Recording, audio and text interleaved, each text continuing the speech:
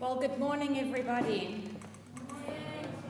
It's a great honor and a privilege to be here today with you at the PDK Convention. I speak English, as you can hear. I believe you can get translation from the back into Norwegian. So if you need it, get it now. I'd like to thank Eric Saul for the opportunity to travel through Norway this past week with a Christian general from the armies in the Nineveh Plains. And he has allowed us to speak about something that's very close, I believe, to the heart of Jesus. And that is the persecution of Christians in the world today. Christians right now are one of the most persecuted communities in our world today. 1 in 12 is suffering high levels of persecution for their faith. Recent studies by the Pew Research, by Open Doors, and other organizations are talking about radical increases in the targeted persecution of Christians. Just this last week, for those of you who are watching, Fulani Muslim herdsmen are attacking and killing Nigerian Christians at will. Those of us who are involved in the persecution of Christians are calling it genocidal levels. Today I'm here to speak with you about Iraq because I have General Sherbel Hanna traveling with me, and tomorrow you will have the privilege of listening to him. And so I would like to talk to you about an area of the world where Christianity first started when Thomas the Apostle left Jerusalem after Pentecost and went up through Syria and up through Iraq on his way to China and the Far East. And there they believed the good news of Jesus Christ first. In fact, in Syria, in the book of Acts, Christians were first called Christians in Antioch. Because Christianity is so associated with our democratic values and freedom of religion, we often think that it's a colonial Western import. But the truth is that these Christians in Iraq and in Syria were the first church. Christians in this area of the world were there before they came to Europe, before they came to America, and before they came to Africa. Christianity predates Islam in this area of the world by 7 centuries. Let me say that again. In this area of the world, it predates Islam by 7 centuries. This is not some colonial import. They are the indigenous church. Yet in this area of the world, in Syria, Iraq, Lebanon, Jordan, Turkey, the Christian community is on its knees. These are the countries that my organization works in, because here, Christianity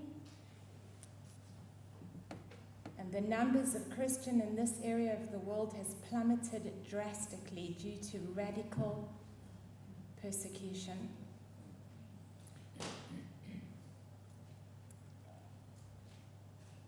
General Sherbel Hanna speaks Aramaic. It's the same language that Jesus spoke. The area of the world that he comes from in Iraq is called the Nineveh Plains.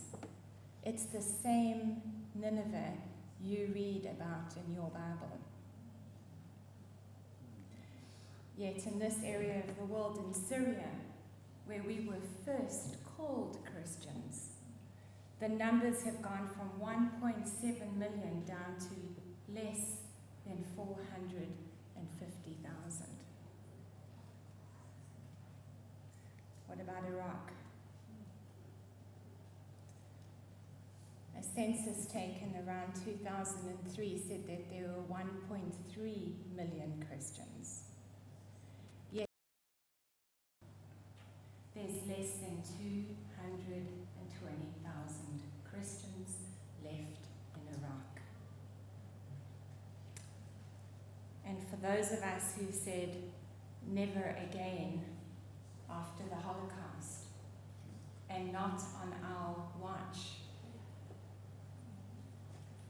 the blood of the martyrs, of our brothers and sisters in Christ, cries out.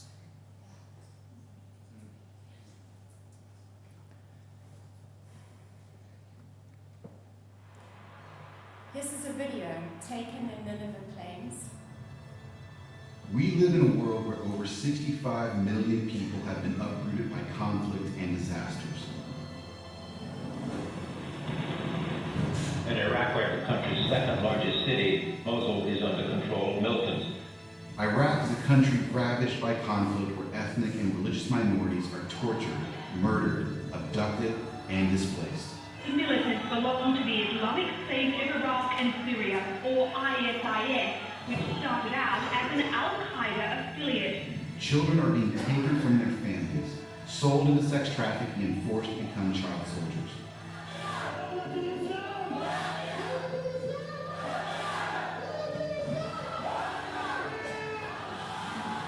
Some reports say 500,000 people have already fled the city. Bloody civil war in the name of Islamic law. Millions of Iraqis were displaced and sought refuge in the northern region of Iraq, with little more than the clothes on their backs. With such an overwhelming situation, it's easy to ignore the problem and pretend that these atrocities don't exist. If one part suffers, we all suffer. If we fail to stand up for others, when will it end? Shaitan stands up for freedom. We provide emergency response, medical aid, post-traumatic care, anti-trafficking initiatives, school feeding, education programs, and job creation. By standing up for what's right, we can make a difference. By helping others, we can protect the most vulnerable. By educating our children, we can change the world.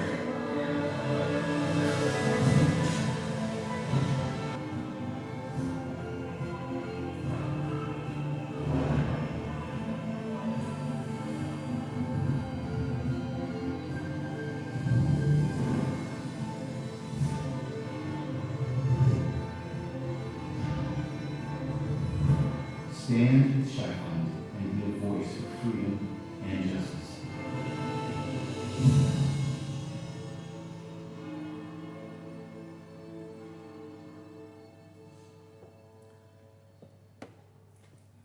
So what happened? How did we get to the numbers of 220,000 or less in Iraq? And what's important to know in this situation is it doesn't just happen suddenly. What comes across your and my screens suddenly in the August of 2014, and we're aware that there's something going on, is not what happens in these countries. There's a pattern that we see over and over again. And from those of us who can learn from history, we see similar patterns with the Jewish people in Nazi Germany. It starts slowly. It starts with the gradual increase of persecution. It starts with the community accepting that it's okay to persecute Christians. And we see slowly the attacks on the churches and the priests and the lay people. And for those of you who are watching, You can see the same thing happening now in both Nigeria and in Egypt. Repeated attacks on the churches and kidnapping of their priests, abductions, beheadings. And then they start taking their women and their girls and they start raping them. When I leave this conference, I go into Egypt, and there I'm working with 200 young women and girls who've been taken, kidnapped, because they are Christian, raped. Some of them are filmed on social media, and then they use it to blackmail the girls or the families, Christian families, force them to convert or to marry their rapist. And then we see the distractions, eventually, of their homes and the Christian businesses. And this started happening progressively in Iraq. And the Christian community knew that they were under huge pressure. It wasn't safe to go in taxis.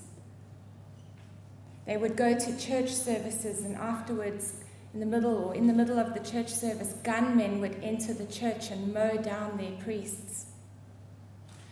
And there was such an acceptance in the community that this was acceptable, that those bodies of those 3 priests lay outside the doors of the church for 3 days, and no one dared touch them or bury them. And so it starts to happen slowly, and the community around us starts to accept that it's okay. And the rhetoric in the media, or the speaking in the mosques and on the television, it's okay to persecute the Christians. And when you look at the situation like it is today in Iraq, we are possibly seeing the end of Christianity in this area of the world unless you and I stand up for them.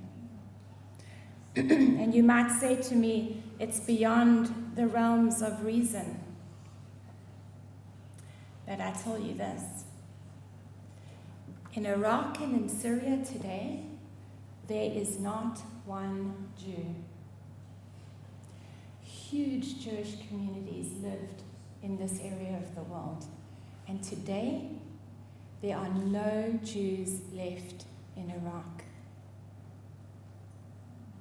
And when the Islamic State came riding in on their pickup trucks with the jihadis at the back and their black flags waving in the wind, they had signs in Arabic, and they said, first the Saturday people, then the Sunday people. First the Jews, and then the Christians. And the Christian community told me that when the Jews fled and left for Israel, their homeland, their place of safety, because they have a place to go to,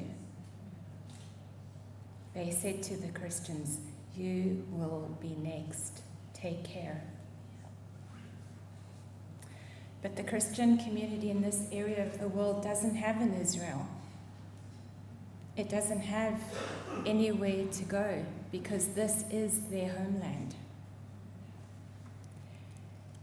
And so when the local tribes and the local communities, the Arab communities around them, started to persecute them, they had nowhere to go.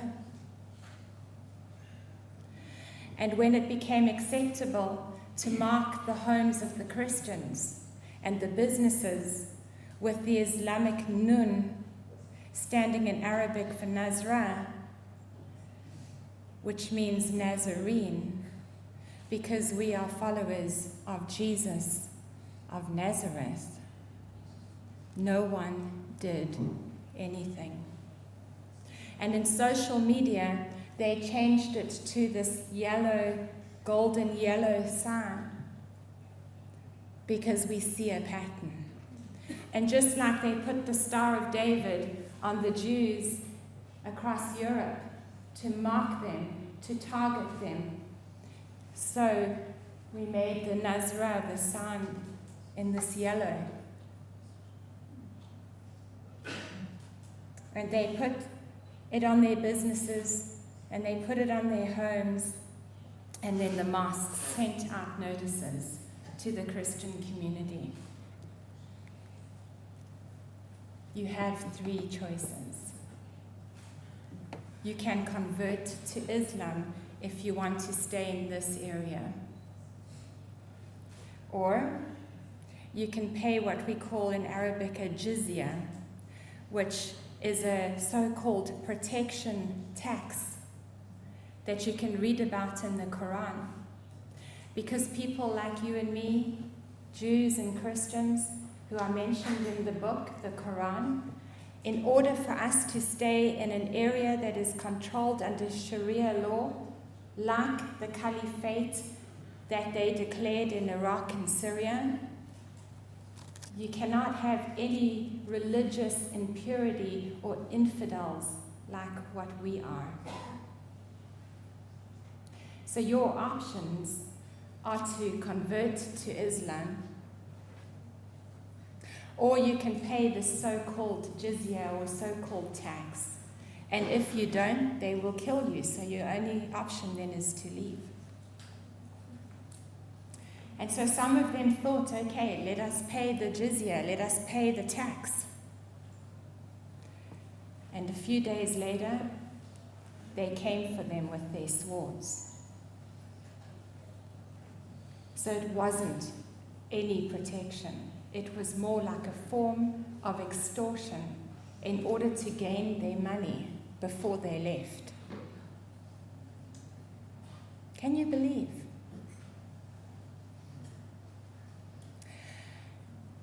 And so when they attacked Mosul and when they attacked the Nineveh plains, where this Christian community has been living for thousands of years, some of them had even survived the 1915 genocide that Turkey did against the Christians and had fled to join their relatives in this area. General Sherbil Hanna, his family survived that genocide. They've survived 2 genocides in the memory of his people, just in this generation.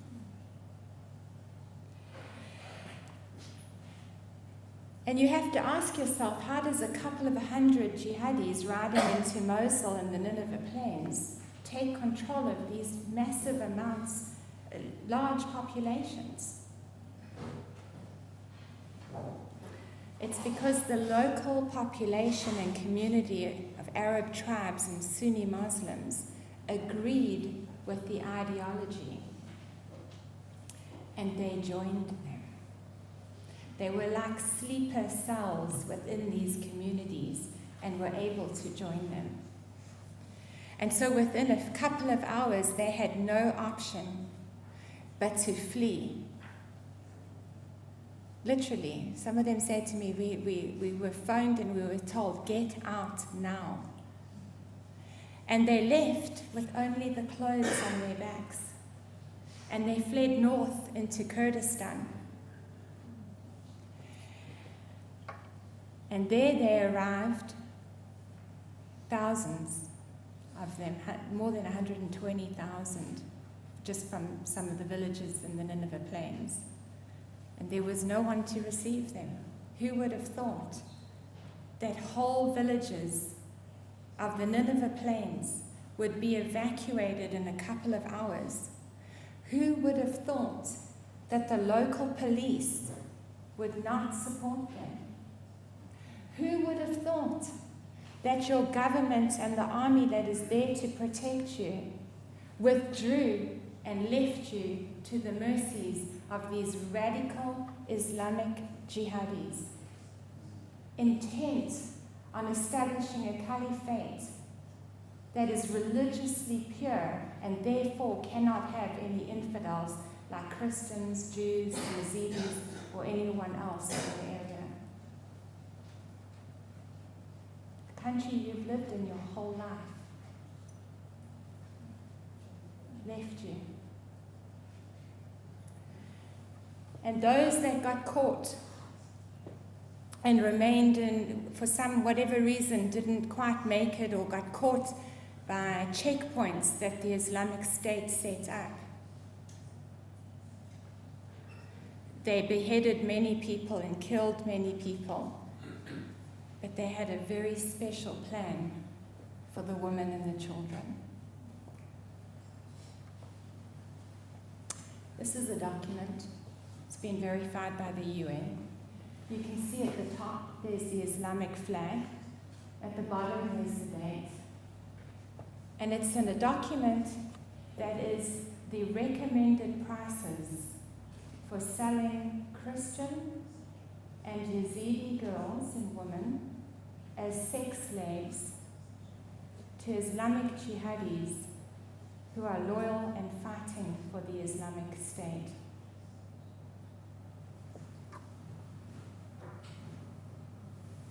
Take a look at the bottom. 1 to 9-year-old, worth $172. The little girl here was caught. Her parents didn't make it out in time. Her father was blind. He was working in the courthouse in Karakosh, in one of the big towns in the Nineveh Plains. And they were carrying her out. The rest of the children had fled with one of the uncles. They took her. And I spoke to the family a few days after they had lost her to the Islamic State. And they said to me, what will they do with her? She's 3 years old. And they took these women and young girls and they captured them in buildings where they closed down the windows and they closed down the buildings, and then they let the foreign fighters from our countries, Norway, Germany, Finland, Australia, America, who had given their allegiance to the Islamic State and come from our countries, educated, many of them, with passports from our countries. They're not poor, they weren't impoverished. They joined for ideology. They joined because they believed in Sharia law. They joined because they understood that at this time in the world that we are in, that they believe it is time for the caliphate, and they want it to be a Sunni kingdom of Islam, caliphate. 25 to 30,000 foreign jihadis, and they were given the Christian and the Yazidi girls first.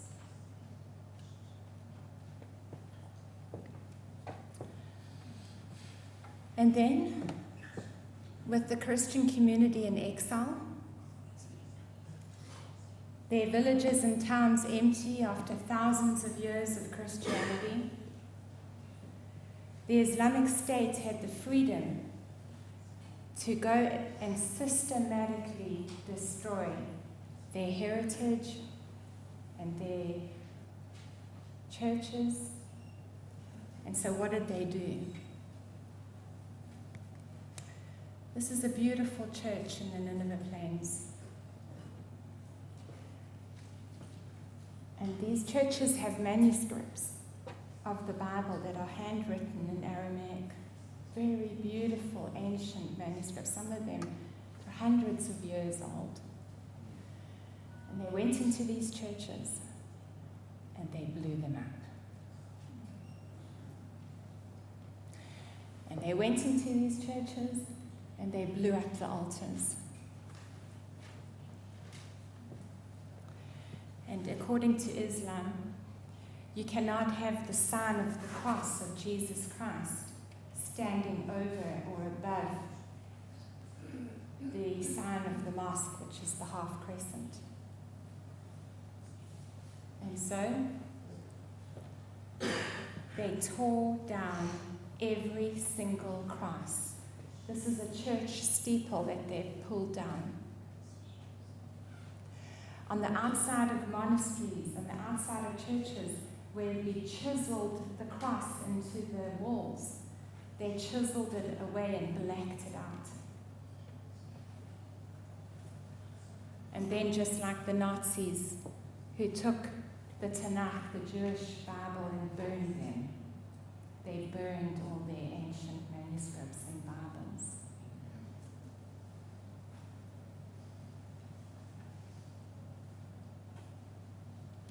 And then they went into the homes and the churches, and wherever there was a figurine of Mary or Jesus, they beheaded it, chopped off the head, and they left it there as a signal to the Christian community: if you come back here, we will behead you.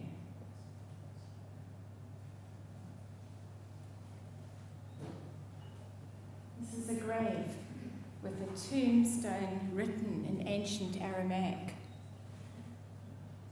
And they went through the graves and they ransacked them.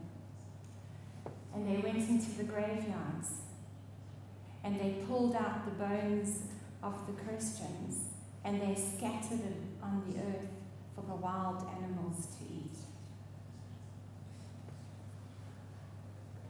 And then they systematically went through each house and they blew up the homes and the businesses. And I went back with one family and their house was blown up and destroyed partially. And they rushed upstairs, the woman, and they went to go and find their photo albums to see if anything was left of the memory of who they are as Christians in Iraq. And do you know that every single photo, I saw it with my own eyes, every single photo had been ripped in half.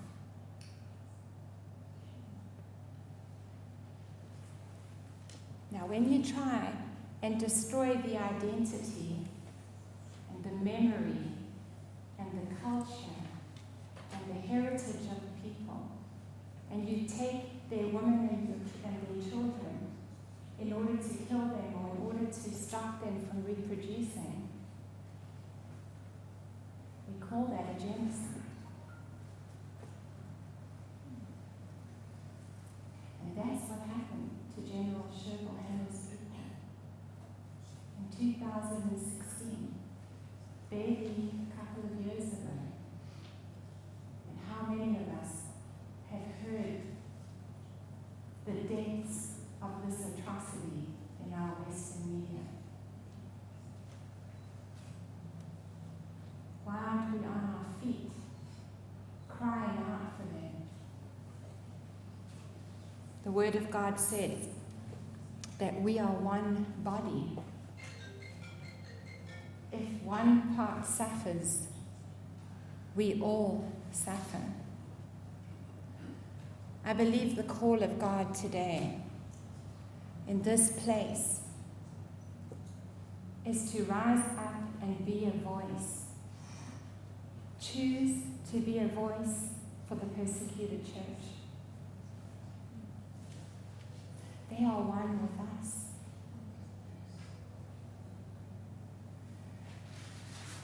The chief rabbi of the United Kingdom, Rabbi Jonathan Sachs, said it like this: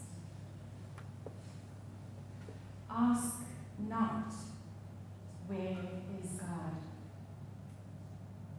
Ask, where is man? Where are you and I today? How do we vote? Do we vote for parties that care about this issue? Where are our churches?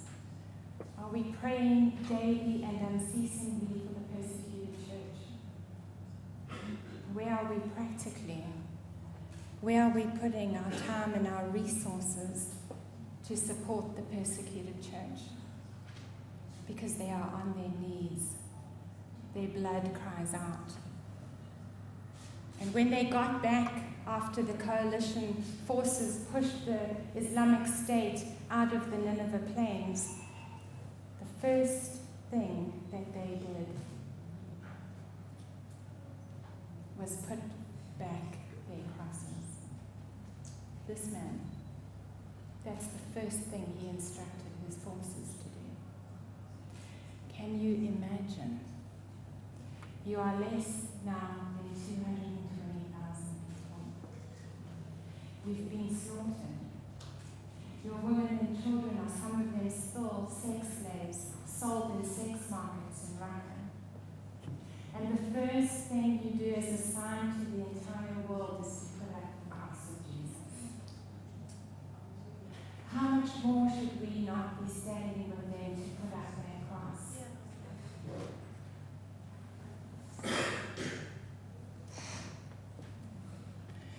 So I come to you today and I ask you to partner with us.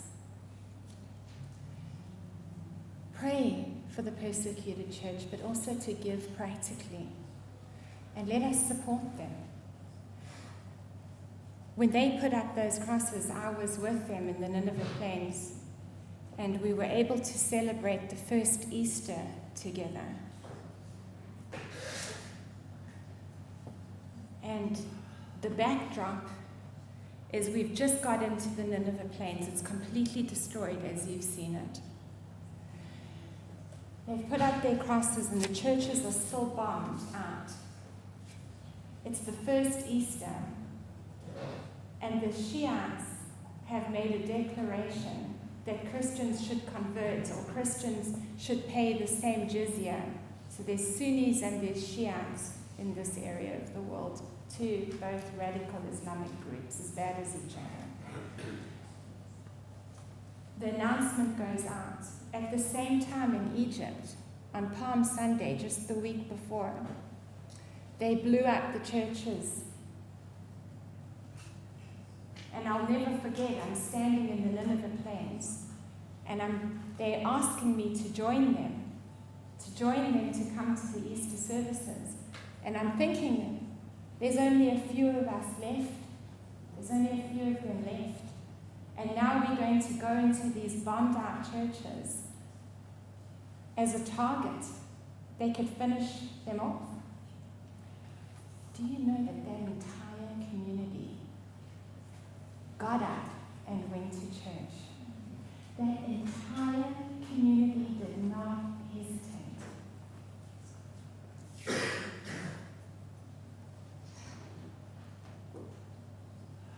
Their faith through trials should be a testimony to us. So join us and work with us as we go in to support the persecuted church. We help about 10,000 people a year. People like General Hanna and his community. And we do many programs now in the Nineveh plains. As you saw, it was totally destroyed.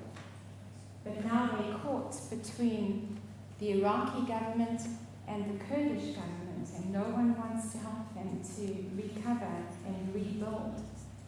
And if people like you and I do not get in and support them, no one else will. Because no one else protected them when the Islamic State was slaughtering them. And so we go in and we help them. These are families, for example. One of the things we do is job creation or businesses. These are families that have had businesses, family-run businesses for many years. And we go in, they had the business before the Islamic State came, and we help them to set it up again. This particular business was the first business that was set up in one of the biggest towns, Karakash, because no one else had the guts to go in there and do it. And yes, it was. While we were in there, and Sherville was with us, an ISIS sleeper cell came up from the other side of the town to try and attack us. And and he took care of them. Yes, it's hard. But if we don't do it, who will do it? And so this family employs 5 men. They have, each of them, a family. And so we're able to support 25 to 30 people with just that business. It's not the only business we do. We've done many. Just this year, we've done already 15 bakeries, the Bread of Life, and we've done bee farming, restaurants, beauty stores, because life goes on, and hopefully people will get married and have children. And the bride needs to look beautiful. So we support the community in every business that we can. But when you have children that have suffered so much and seen so much trauma, I've spoken to children who, in Syria, who experienced kidnapped and caught by the Islamic State, and they tried to get the community, the court, to convert to Islam. And when they refused, they started beheading them. And they beheaded half of them and left the other half to think about it. And the next morning when they woke up, the priest told me that those children had all had dreams in the night.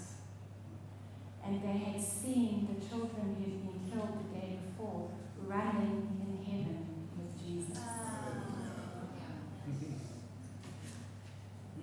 Ask not, where is God? God is with them. Ask, where is Mary? And so we do trauma therapy with the children. We work with trained psychologists, and we help them to overcome some of the great difficulties of what they've seen in order to get them ready to continue with schooling, specifically because we want the children to be educated. And then we help the women and the children who have come back from sex slavery. And we support them as they come out. They come out with nothing. Trauma like you can't believe. She was sold 12 times. And she had Iraqi and Syrian owners. Scary. She also had from Germany and from America and from Australia. And I think this is something we need to learn from their suffering. But there's an ideology here that we are up against.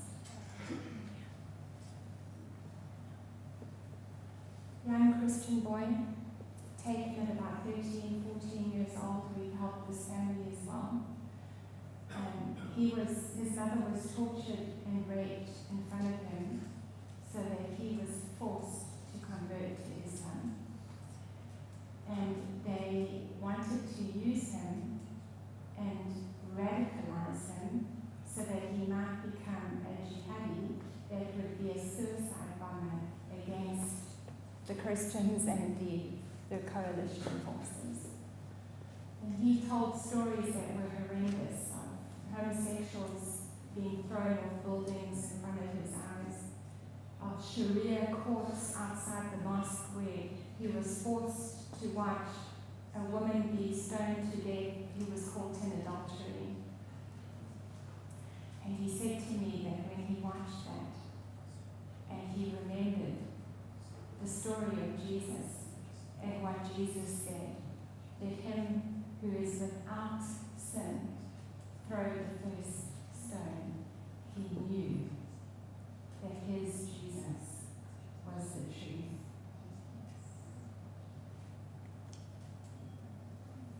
When Christians are evacuated from one area or run and flee, we run an emergency fund to help them.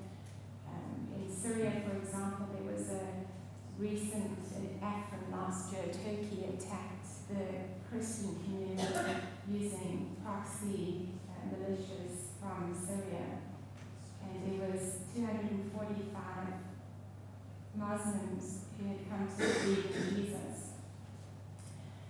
And they were chased down and hunted by these jihadis in order to kill them. And they fled. They realized that they were under huge danger because according to Sharia law, it's apostasy to convert to another religion from Islam. What does that mean? That if you decide that you no longer want to be a Muslim and decide that you believe in Jesus, you will be killed. So here in our countries where we have freedom of religion, you can change your faith and you can believe in nothing. But there, if you were born a Muslim, you cannot believe in anything else. But these brave families, 245 of them, believed. And when they came for them and they attacked them, and they knew they were coming, they fled. And they got into the church, and the church had photographs of the family and community life, and they took those photos. And they hunted them down, door to door in the villages, looking for them. And they put notices out on social media that when they found them, they were going to kill them. And they managed to get out except one family. And I got the call. I was in Jerusalem at the conference on the persecuted church. And I got the call, can you help? Do you know anyone? And we were able to send a team in to evacuate them. And we do medical assistance. We've done quite significant medical assistance with the women and children who've come back from being sex slaves. And we brought in Israeli and German doctors in order, gynecologists, so women doctors who can help deal with the massive maternal injuries. And we did cases with the local Ministry of Health in order to train them. But you should know that some of the youngest girls that we were working on were 7 and 9 years old.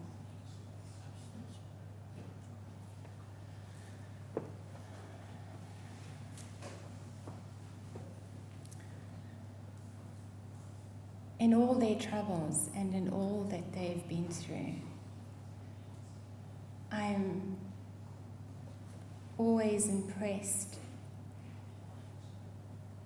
and feel a great humility because I don't know what I would do if I was in their situation.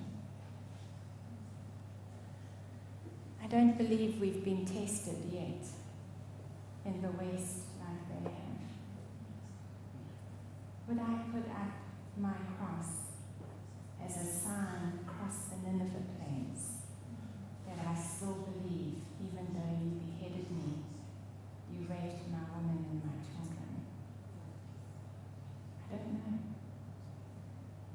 But what I do know is as long as I'm free and have the voice to speak, as long as we are